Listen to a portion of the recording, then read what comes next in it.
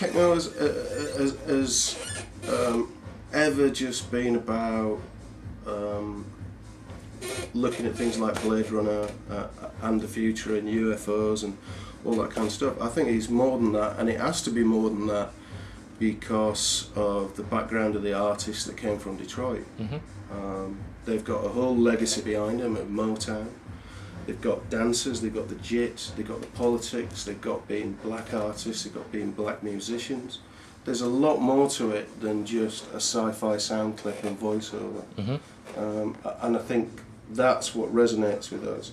And while a lot of people chose to just copy what happens in Detroit, we chose to send back, and still do send back, to Mad Mike and all the guys in UR, Anthony Shakir, Carl Craig, Juan. We just send, well, here's our stuff back. This is what we're doing. This is our take on it.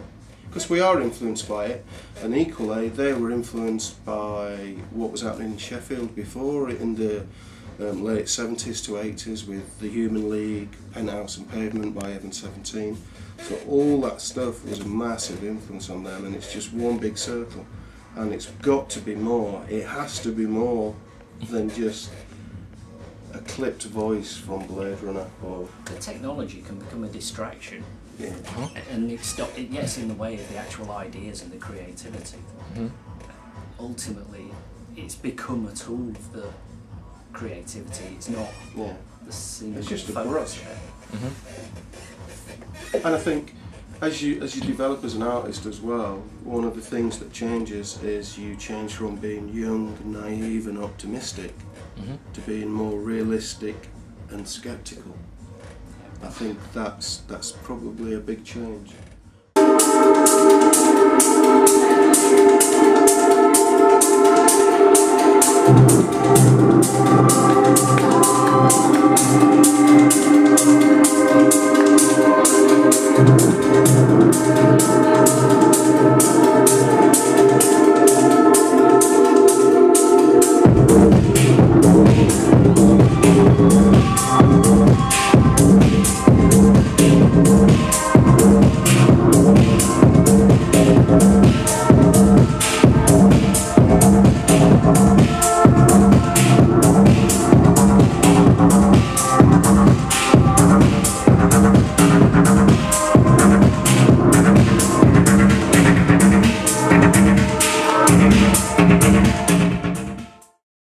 What can you tell me about your fans, your crowd?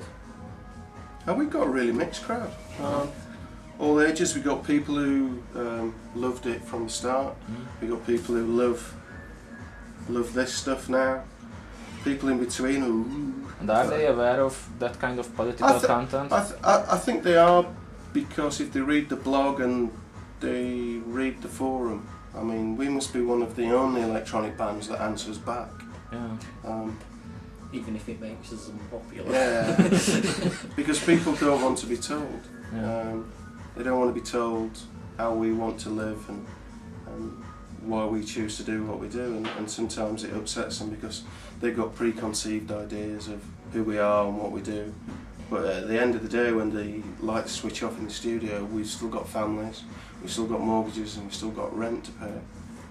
And we've still got political views that we grew up with because that's where we live.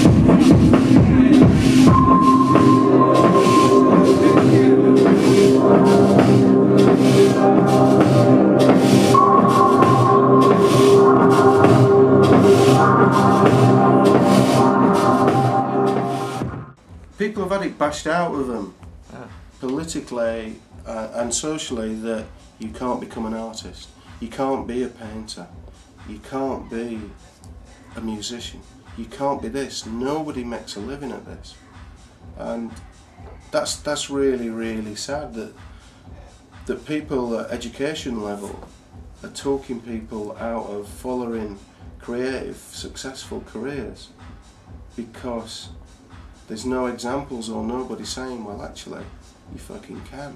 You can make a living and you can be alright.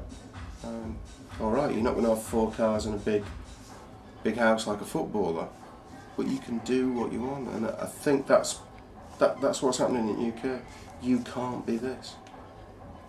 Everybody's getting trained to do fucking bank jobs, media, and everything else. Why aren't people don't follow the dreams? I guess. Maybe because they don't have dreams anymore. I think people do have dreams, but I think from an early age now, instead of being 8 years old and playing in the stream and catching fish, they're more worried about what brand they're wearing. There's more brand awareness. Yeah. Because from parents of our generation, we've grown up through 60s and 70s, and we're more aware of adverts being advertised to, the social value of brands, what it means to peers, and that's rubbing off on kids. And why are we surprised that they're not interested in stuff? It's pretty much our fault, really.